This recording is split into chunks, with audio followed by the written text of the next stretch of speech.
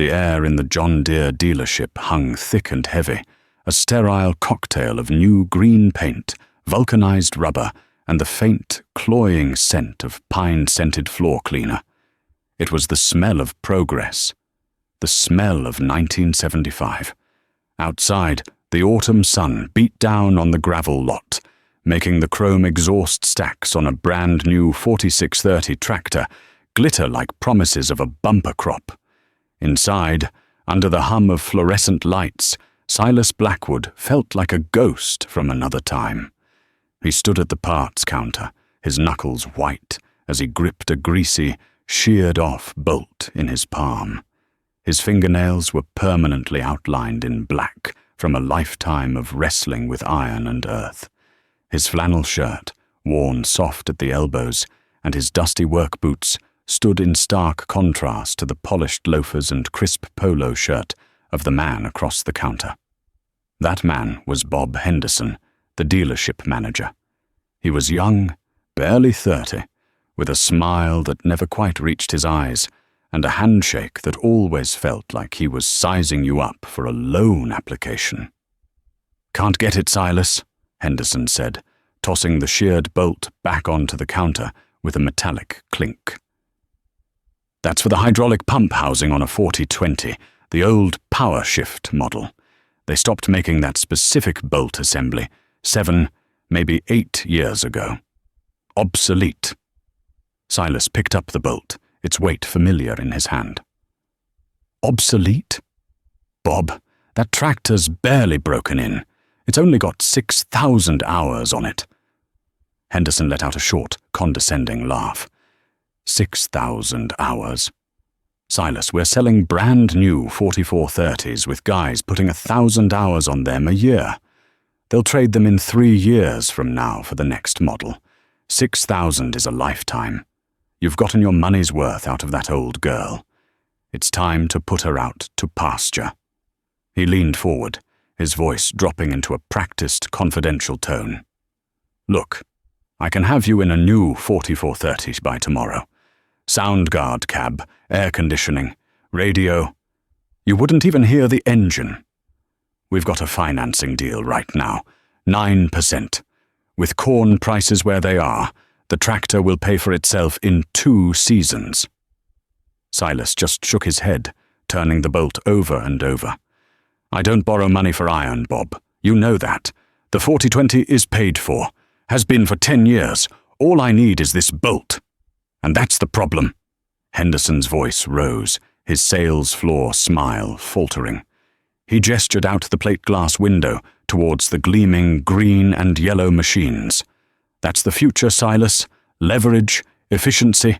Frank Miller just traded in his 1466 International for that 46 or 30 out there.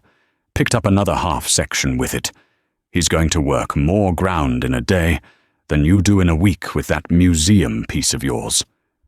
The mention of his neighbor, Frank Miller, stung, just as Henderson knew it would. Frank was the poster boy for modern farming. Always the first with the newest, biggest machine, his fields ploughed fence row to fence row, his grain bins overflowing, and his line of credit at the bank was just as big. Frank Miller owes the bank for every seed he puts in the ground and every gallon of fuel he burns, Silas said, his voice low and steady. "I own my seed. I own my fuel. I own my tractors. There's a difference." Henderson scoffed, running a hand through his perfectly styled hair. "The difference is he's building an empire and you're looking for a bolt they don't make anymore. What's your net worth, Silas? Be honest. 160 acres, free and clear. A house that needs a new roof. A barn full of old iron. What's that add up to? 200,000? Maybe 250 on a good day." Silas looked past Henderson, his gaze fixed on the fields visible beyond the highway, his own fields, rolling and familiar. He didn't see acres or dollar signs. He saw the sweat of his father, the toil of his grandfather. He saw 47 harvests, some good, some lean, but all of them his. He turned his gaze back to the young dealer, a flicker of something hard and ancient in his pale blue eyes. "My farm," he said slowly, the words deliberate and heavy, "is worth $5 million. The silence that followed was broken only by the buzz of the overhead lights. Then Henderson threw his head back and roared with laughter. It wasn't a friendly chuckle. It was a deep, belly laugh of pure, unadulterated ridicule. The parts man behind him snickered into his hand. $5 million? Henderson wheezed, wiping a tear from his eye. Dollars? Silas, have you been out in the sun too long? Did you strike oil out there and forget to tell anyone? $5 million. That's the funniest thing I've heard all year. Silas didn't smile. He didn't flinch. He just stood there, a granite pillar against the tide of Henderson's mockery. You see dollars and cents, Bob. You see iron that rusts and notes that come due. You don't see the real value in a piece of ground that can feed a family for 100 years without asking a banker for permission. Oh, I see, Henderson said, his laughter subsiding into a patronizing smirk. You mean $5 million in... what? Sentimental value? Good feelings? You can't take good feelings to the bank, Silas. You can't buy a new combine with nostalgia. You'll see, Silas said quietly. He placed the useless bolt back in his coat pocket. There's a storm coming, boy. It's still a long way off, but I can feel it in my bones. And when it hits, we'll see what's worth more. Your shiny new iron with the bank's name on the title, or my debt-free dirt. He turned and walked out of the dealership, the automatic door hissing shut behind him, leaving Bob Henderson shaking his head and chuckling to himself. The old man had finally lost his mind. $5 million. It was absurd. But as Silas drove his old Ford pickup down the county road, the setting sun warming the back of his neck, he wasn't thinking about Henderson's laughter. He was thinking about the work that needed to be done, the land that was waiting for him, and the quiet, unshakable certainty of his own calculations.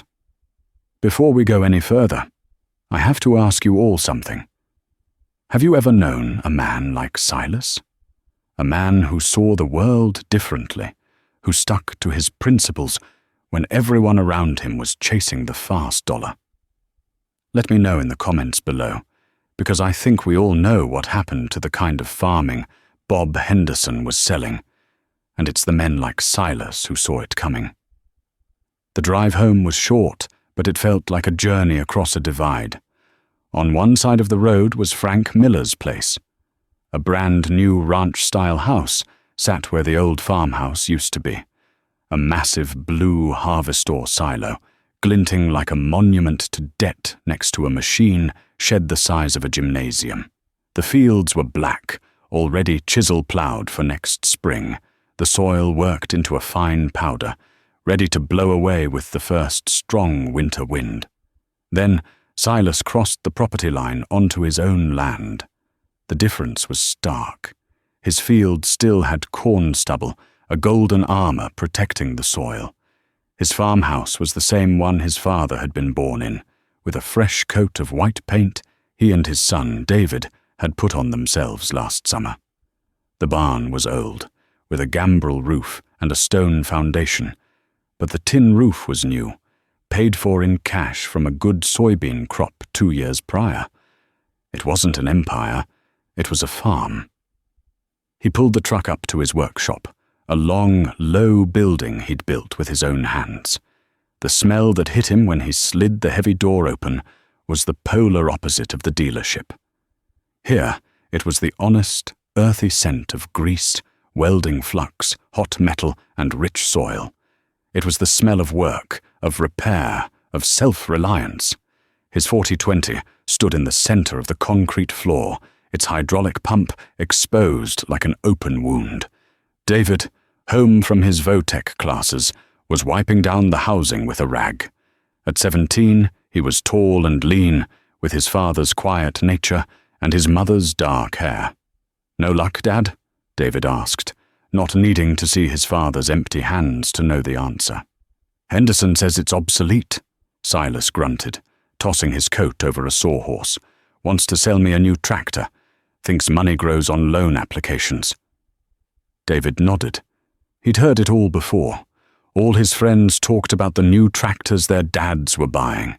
The ones with cabs so quiet you could hear the radio, with more levers and buttons than the cockpit of an airplane. Working in their 40-20 in the summer heat, with the roar of the big 6-cylinder diesel engine filling the air and the dust boiling up from behind the disc, felt like punishment by comparison sometimes. But he never said so. "So what are we going to do?" he asked. Silas walked over to a massive, cluttered workbench that ran the length of the back wall. Tools hung in organized chaos, wrenches sorted by size, hammers bearing the marks of 1,000 missed swings, cans of penetrating oil, and tubes of gasket sealer standing at attention. He picked up the sheared bolt and rolled it in his fingers. "When I was your age," Silas began, his voice taking on a familiar, storytelling cadence. "My father had an old farm, all em. The magneto went out on it right in the middle of planting. Couldn't get a new one for a week. We would have lost the whole planting window. Your grandpa didn't panic. He went into the shop here, took the magneto apart, piece by piece on this very bench, found the coil was shot. He spent all night unwinding copper wire from an old radio and rewinding that coil by hand. By sunrise, that old M fired up on the first crank."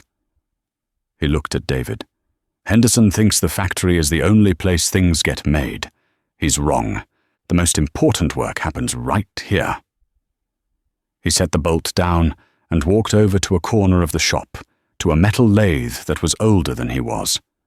A massive, cast-iron beast made by the South Bend Lathe Works. It had been turning out parts in this shop since the 1940s. He patted its cold green flank. "We're not going to find a bolt," Silas said, a glint in his eye. "We're going to make one." For the next 2 days, the workshop became their world. Silas, with the patience of a surgeon, took precise measurements of the broken bolt fragments with a pair of calipers. He selected a piece of hardened grade 8 steel stock from his rack. The process was slow, methodical, and filled with the kind of details you couldn't learn from a manual. The air filled with the sharp, metallic scent of cutting oil as Silas mounted the steel rod in the lathe's chuck. With David watching, he explained every step. The proper speed for the cut, the angle of the tool bit, the feel of it as it peeled away a perfect, silvery curl of steel. He showed David how to check the diameter, not just with the calipers but by feel, running his calloused thumb over the machined surface until it was perfectly smooth. Then came the threading. He disengaged the power feed and showed David how to set the gears on the lathe for the precise thread pitch they needed. It was a complex dance of levers and gears, an art lost to most. He engaged the half-nut lever at the perfect moment, the threading tool biting into the steel, carving the helical groove with painstaking precision. "You see," Silas said over the rhythmic whir of the machine, "Henderson can sell you a tractor, but he can't sell you this knowledge. This is the real horsepower, knowing how to make what you need from what you have." They worked late into the night, the only light coming from the single bulb hanging over the lathe.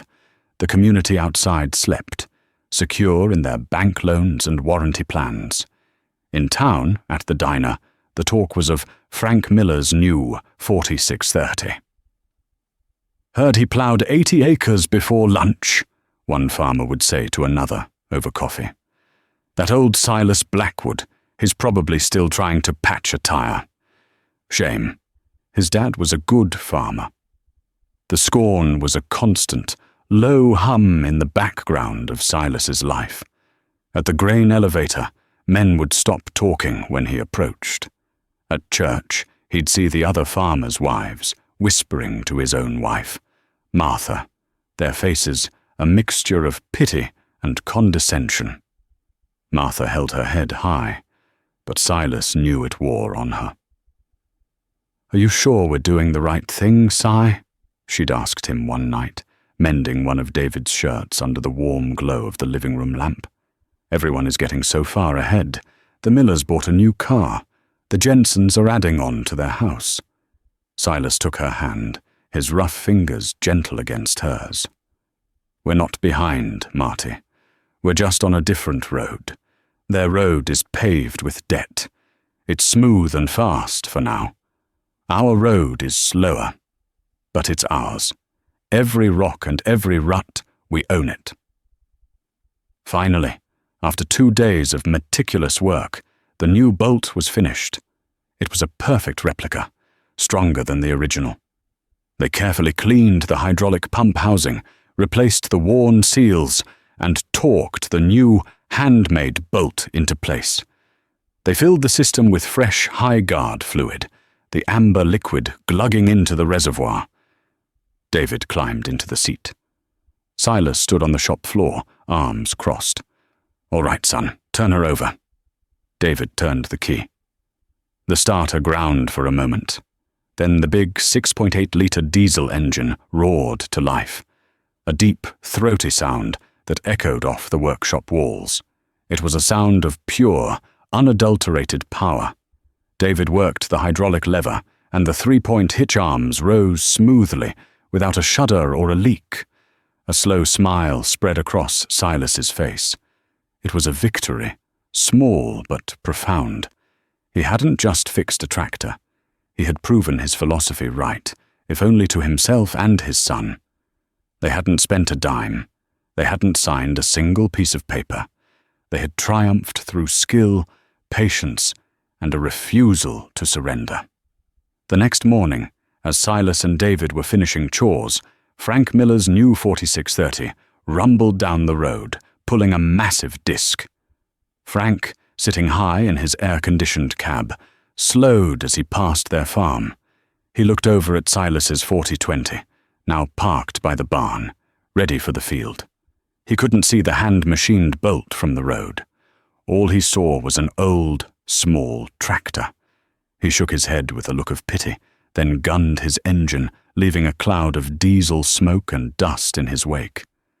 David watched him go, a flicker of doubt in his eyes. Silas put a hand on his son's shoulder. "Don't you worry about him," he said. "He's running a race, but he doesn't know the finish line is a cliff." The next few years were a whirlwind. The mid to late 1970s were the golden age for farmers with a stomach for debt. The government, led by Secretary of Agriculture Earl Butts, was pushing an aggressive expansionist policy. "Get big or get out," was the mantra echoing from Washington, and the banks were more than happy to provide the fuel for the fire. Land prices in their county doubled, then tripled. Corn hit $3 a bushel, then flirted with $4. It felt like the good times would never end. Bob Henderson became the most popular man in the county. His dealership was a beehive of activity. Farmers, flush with cash from high yields and even higher-priced land, were trading in 2-year-old tractors for new ones. Henderson was selling them iron as fast as the factory could build it. He drove a new Cadillac every year and built a sprawling new house on the edge of town. Frank Miller was his star pupil. He leveraged his initial farm to buy the quarter section to his west. A year later, he bought the half section to his north. His operation swelled from a modest 300 acres to over 1,000. He bought a second 4630, then traded them both in for a massive articulated 4-wheel drive John Deere 8630. He put up 2 more of the big blue Harvestor silos. He was a local legend, the farmer who had embraced the future and won. People pointed to him as proof that borrowing was the only way to get ahead. Silas watched it all from his 160 acres. He felt the pull, the temptation. It was intoxicating. Every trip to the elevator, every conversation at the diner, was about who bought what piece of ground for how much. He was an island of stability in a sea of frenzied expansion. And to his neighbors, stability looked exactly like failure. "He's just scared," they'd say. "Too stubborn to change. He'll be kicking himself in 5 years when we're all retired, and he's still patching that old junk together." The pressure was immense. Even David, now finishing high school, was feeling it. "Dad, Kevin Miller is getting a new Trans Am for graduation. His dad says the farm had its best year ever." Silas sat David down at the kitchen table. He pulled out his ledger, a simple, spiral-bound notebook filled with his neat, blocky handwriting. He showed his son the numbers.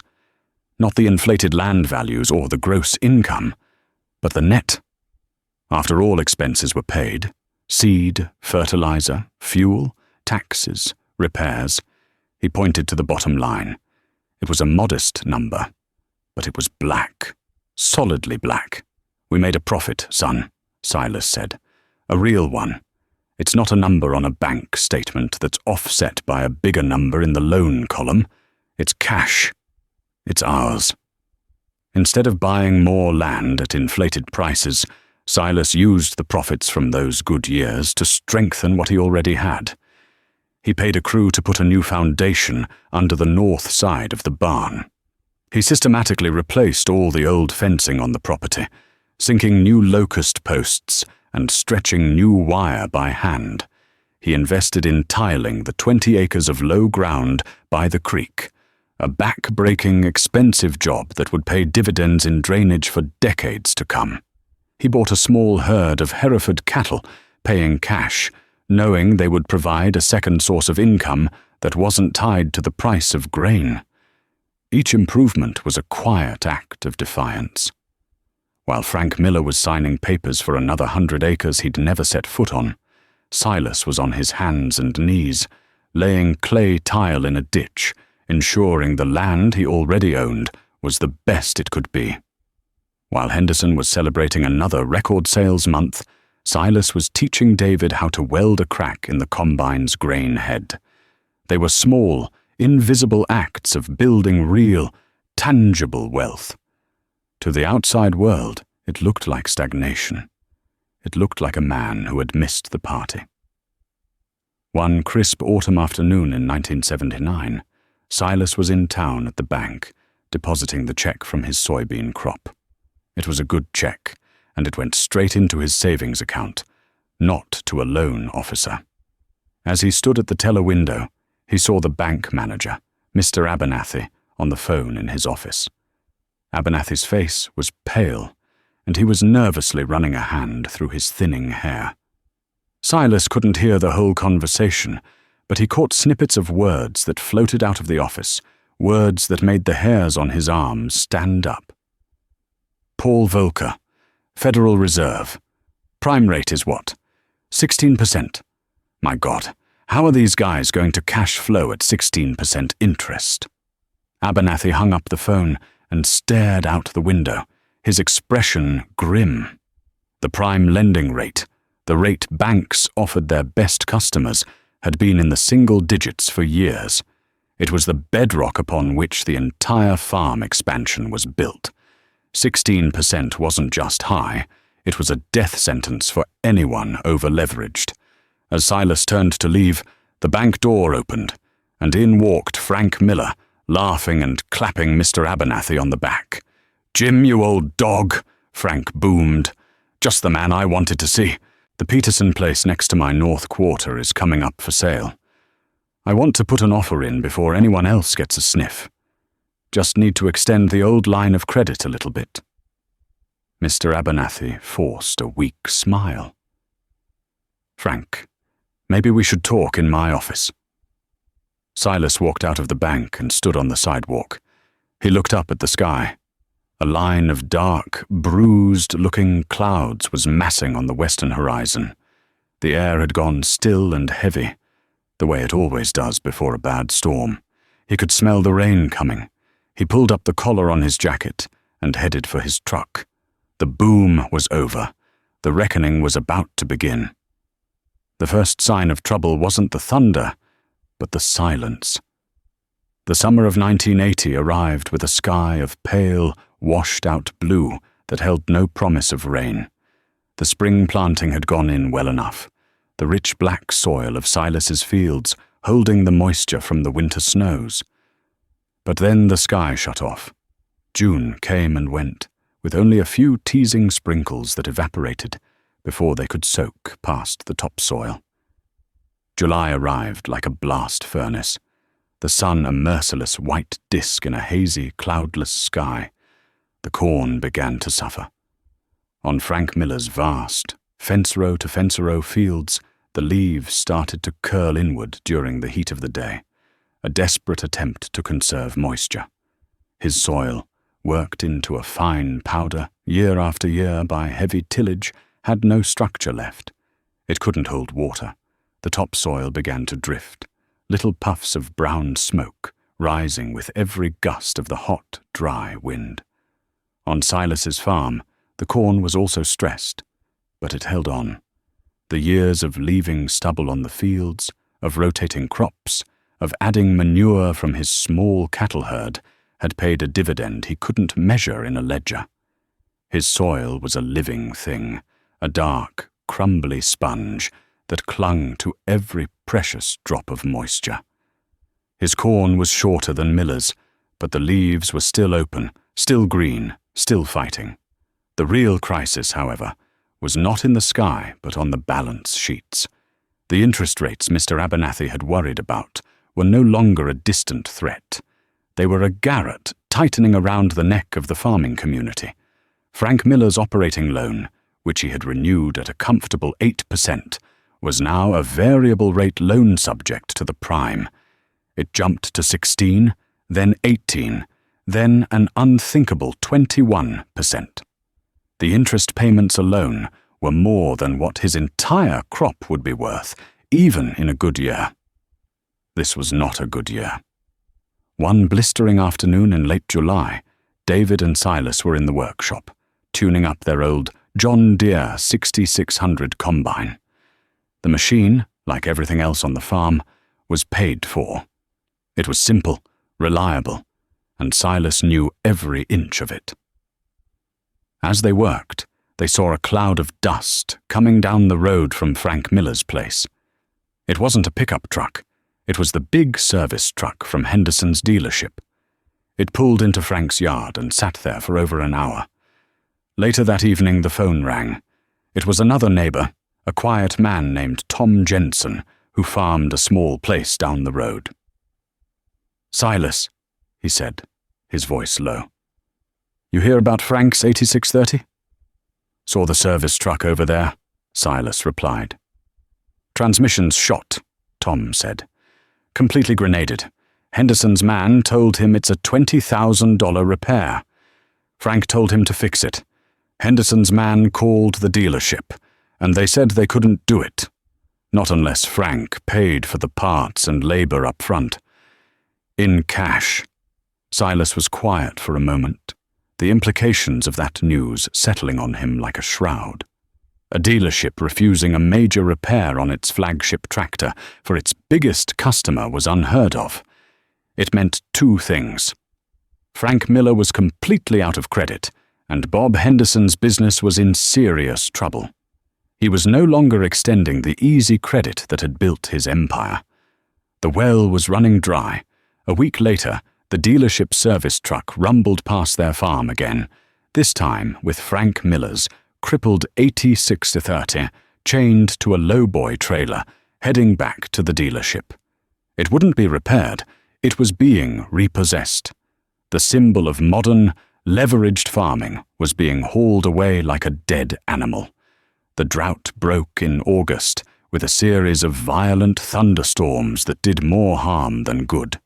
The hard, driving rain washing away loose topsoil and flattening the weakened crops. Harvest was a grim affair across the county. Frank Miller, without his big tractor, had to hire a custom operator to get his meager, drought-stunted corn out of the field. The yields were catastrophic, less than half of what he needed, just to cover his input costs for the year. to say nothing of the crushing interest payments. Silas and David harvested their own crop with the old 6600. The yield was down, but it was far from a total loss. The tiled low ground produced a surprisingly decent crop, and the healthier soil had carried the corn through the worst of the heat. They filled their modest grain bin, and the rest they sold directly off the combine. It wasn't a windfall, but it was a profit. While they worked, the small herd of Hereford cattle grazed contentedly on the pasture by the creek, a walking, breathing savings account that was immune to the price of corn and the whims of the Federal Reserve. The first auction notice appeared in the county paper in November. It wasn't Frank Miller's, not yet. It was a younger farmer, one who had jumped in with both feet just a few years earlier. Silas saw the cracks spreading through the community. The laughter at the diner had been replaced by hushed, worried conversations. The confident swagger of men like Frank Miller was gone, replaced by the haunted, hollow-eyed look of men watching a lifetime of work slip through their fingers. Bob Henderson's dealership was a morgue. The rows of shiny new tractors sat untouched. Salesmen stood around staring out the window. The phone never rang. The cheap credit that had fueled the boom was gone, and without it, the entire enterprise collapsed.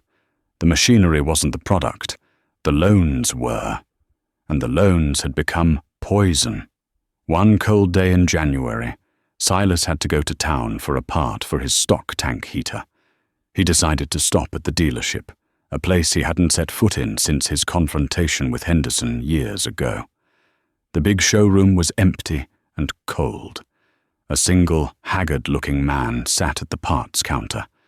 Henderson was nowhere to be seen. "Looking for a heating element for a Ritchie waterer," Silas said. The man sighed and keyed it into his computer. "Got one. $38. Silas nodded. "I'll take it." As the man went to get the part, Silas saw a stack of flyers on the counter. He picked one up. It was a liquidation notice. The John Deere Corporation was pulling the franchise. The bank was foreclosing. Everything. The tools in the shop, the desks in the offices, the remaining inventory, was to be sold at public auction in 2 weeks.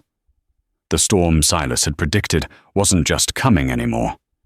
It had made landfall, and it was washing away everything in its path. The winter of 1982 was the quietest Silas could ever remember. The usual hum of activity, of farmers working in their shops, hauling grain and planning for the spring, was gone. It was replaced by a heavy, oppressive silence. The roads were empty. The lights in farmhouses seemed to go out earlier every night. The landscape was dotted with a new and terrible crop. Red and white auction signs, blooming like bitter weeds in the frozen soil. Frank Miller's sign went up in early March. The bank had finally called his note. The date was set for the first Saturday in April. It was the death notice for an empire, printed in bold black letters for the whole county to see. The list of equipment was staggering. 2 late-model combines, a fleet of tractors, tillage equipment to work thousands of acres, grain trucks, wagons, and 3 towering blue harvester silos, listed as to be moved.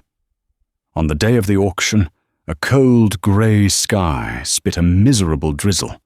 It felt appropriate. A crowd of hundreds gathered in Frank's muddy yard, but they weren't the festive, optimistic crowds of a retirement auction. They were vultures and ghosts. Neighboring farmers, their own finances precarious, walked through the lines of machinery, their faces grim. There were bargain hunters from 2 states away, smelling blood in the water. And there were the bankers, men in clean shoes and trench coats, looking uncomfortable and trying to remain invisible. Silas and David were there, but they stood at the back of the crowd, just watching. Silas felt no triumph, only a deep and profound sadness. He saw Frank standing near the auctioneer's truck, his shoulders slumped, his face as grey as the sky. His wife stood beside him, her arms crossed tightly, staring at the home she was about to lose. Frank looked a decade older than he had just a few years before. The weight of it all had crushed him. The auctioneer started his rhythmic, hypnotic chant.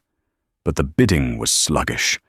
The market was flooded with used equipment from 100 other farm failures, just like this one.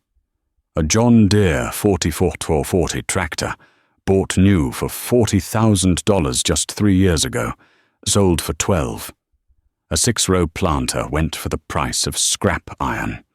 The big machinery, the pieces that had been Frank's pride and joy, went for pennies on the dollar to out-of-state dealers. Bob Henderson was there, too. He wasn't the slick, confident dealer anymore. He was just another face in the crowd, his expensive coat looking out of place in the mud. His own dealership had been liquidated a month earlier. He was wiped out, his name now a curse word among the farmers he had pushed so eagerly into debt. He saw Silas watching him from across the yard, and for a moment their eyes met. Henderson looked away first, a flicker of shame and anger in his eyes, and disappeared into the crowd. The worst part was the land. The auctioneer saved it for last. 1,000 acres, prime black dirt, sold off in parcels. The bankers bought most of it back for a fraction of what they had loaned against it. Their losses, papered over by government bailouts, Silas knew were coming. Frank Miller, the man who had once been the king of the county, didn't own a single square foot of soil by the end of the day. He was a tenant on the earth. As the crowd dispersed, Silas walked over to where Frank was standing, alone by his empty machine shed. The rain was falling harder now, plastering Frank's thin hair to his scalp. "Frank," Silas said quietly. Frank looked up, his eyes vacant. "Well, Silas, you came to see the show? You were right all along. You must be feeling pretty good about that." The words were bitter, laced with yaws of resentment and the raw pain of his humiliation. Silas shook his head. He reached into his coat pocket and pulled out his old, worn leather wallet. He took out $200 bills and held them out to Frank. "This isn't for you to feel good or bad," Silas said, his voice steady. "This is for your wife and your boy. Go get a hotel room in town for a few nights. Get yourselves a hot meal. Figure things out away from this place." Frank stared at the money, then at Silas's face. He saw no pity, no condescension. He saw only a simple, decent gesture from one farmer to another. A tear traced a path through the grime on his cheek. He took the money, his hand trembling. "Why, sir?" he choked out. "After all the years, I was a fool. I laughed at you." "We're neighbors, Frank," Silas said. "That's got to mean something. The banks and the government, they broke you, but don't let them break that." He put a hand on Frank's shoulder for a moment, then turned and walked back to his truck, where David was waiting. They drove home in silence, the windshield wipers keeping a slow, somber rhythm against the rain. They hadn't bought a single thing. They had only come to bear witness. That spring, while fields all around them lay fallow, repossessed by banks with no one to farm them, Silas and David went to work. Their old 4020, the tractor with the hand-machined bolt in its heart, fired up on the first try. They pulled the same planter they'd used for 15 years. They planted their 160 acres of corn and soybeans. The work was hard, the hours long, but every turn of the wheel, every seed dropped into the soil, was an affirmation. They were still here. They had survived the storm. The vindication for Silas Blackwood didn't arrive like a thunderclap, but like a slow, quiet dawn. It came in pieces, in small moments that, when stitched together, formed a tapestry of respect that was worth more to him than any amount of money. It began with the tools. When Henderson's dealership was auctioned off, Silas and David went. They walked past the office furniture and the leftover parts inventory. They went straight to the service bay. The big hydraulic press, the engine hoist, the heavy-duty welders, the specialty tools for working on diesel engines. These were the things that had built Henderson's service business. Most farmers saw them as useless without a dealership to support them. Silas saw them as the keys to absolute independence.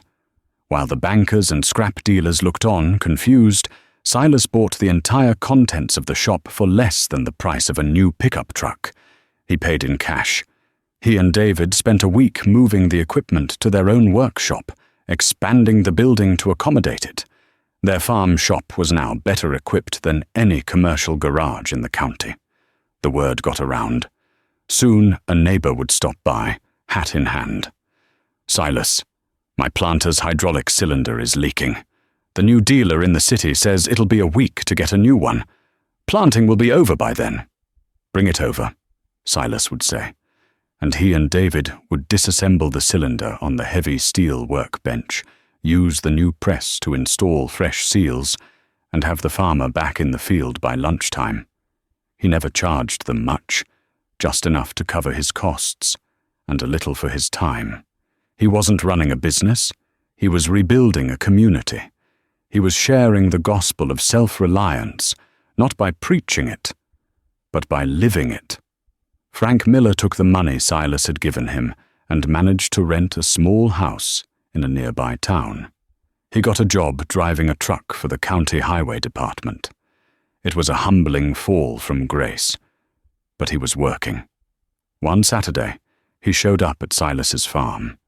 He looked thinner, but the haunted look was gone from his eyes. "Silas," he said, twisting the brim of his cap in his hands, "I can't pay you back the money yet, but I can work. The county's only got me on for 3 days a week right now. I know how to turn a wrench. Let me help you out here on Saturdays. For free, until we're square." Silas looked at the man who had once been his rival, the symbol of everything he stood against. He saw not an enemy, but a farmer without a farm. "I'll do you one better, Frank," he said. "I'll pay you a day's wage, and you can start by helping me rebuild the carburetor on this old Ford." A partnership was born from the ashes of an empire. Frank's knowledge of the newer, more complex machinery, combined with Silas's foundational skills, made them a formidable team. Years passed. The 1980s gave way to the 1990s. The farm economy slowly healed, but it was a different landscape. The farms were bigger, owned by corporations or the few survivors who had weathered the storm. The sense of a tight-knit community had been fractured, but around Silas's farm, a small pocket of it remained. He became the unofficial elder of the township, the man people went to for advice, not about interest rates or land speculation, but about how to fix a hay baler or when the best time was to plant oats as a cover crop. David married his high school sweetheart, a girl from a neighboring farm that had also survived the crisis. They built a modest new house on a corner of the home place, not with a bank loan, but with timber cleared from their own woods and with money they had saved, building it room by room as they could afford it. Soon, the sound of a child's laughter echoed across the farmyard. One warm summer evening, Silas was sitting on the porch swing with his grandson, a boy of 5 named Samuel. David was nearby, replacing a worn-out bearing on a hay rake, Frank Miller at his side, handing him tools. The farm was peaceful, prosperous in its own quiet way. The corn stood tall and green in the fields, the cattle grazed on the hill, and the old barn, its foundation now solid as the earth itself, stood sentinel over it all. Samuel, who had been listening to the men talk, looked up at his grandfather. "Grandpa?" he asked, his voice full of childhood curiosity. "Are we rich?" Silas smiled and ran a hand through the boy's hair. He thought back to that day in the dealership, to Bob Henderson's derisive laughter. He thought about the ridicule, the pity, the long years of being considered a failure.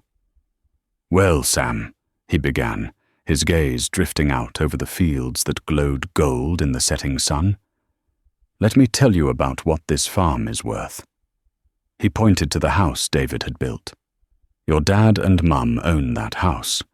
Nobody can ever take it from them. That's part of it." He gestured toward the workshop, where the lights were on and the sound of honest work could be heard. "In that shop, we have the tools and the knowledge to fix anything that breaks.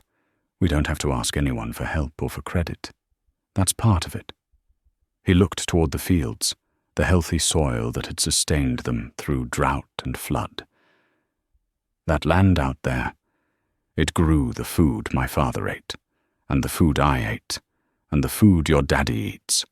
And someday, it will grow the food you eat. It doesn't owe a single dollar to any bank. It asks only for our work and our care, and in return, it gives us everything. That's the biggest part of it." David and Frank had stopped working and were listening now. David met his father's eyes and smiled, a look of complete understanding passing between them. Silas looked back down at his grandson, his voice soft but sure. "Some people measure wealth in dollars. They count up their machinery and their acres and the money in their bank accounts. But that kind of wealth can disappear overnight. It can blow away like dust. Our wealth, Sam. Our wealth is in the freedom to stand on our own 2 feet, right here on this ground. It's the peace of mind you feel when you lay your head down at night, knowing that what you have is truly yours. It's the ability to provide for your family, to help a neighbor, and to pass something real and lasting on to your children." He paused, pulling the little boy closer. "So, are we rich?" "Yes, son. We are. Don't ever let anyone tell you otherwise." He remembered the number he had thrown at Bob Henderson, a number that had sounded so absurd at the time. $5 million. It had been a guess, an act of defiance. But now, looking at his son, his friend, his grandson, and the land that held them all, he knew he had been wrong. He had aimed too low.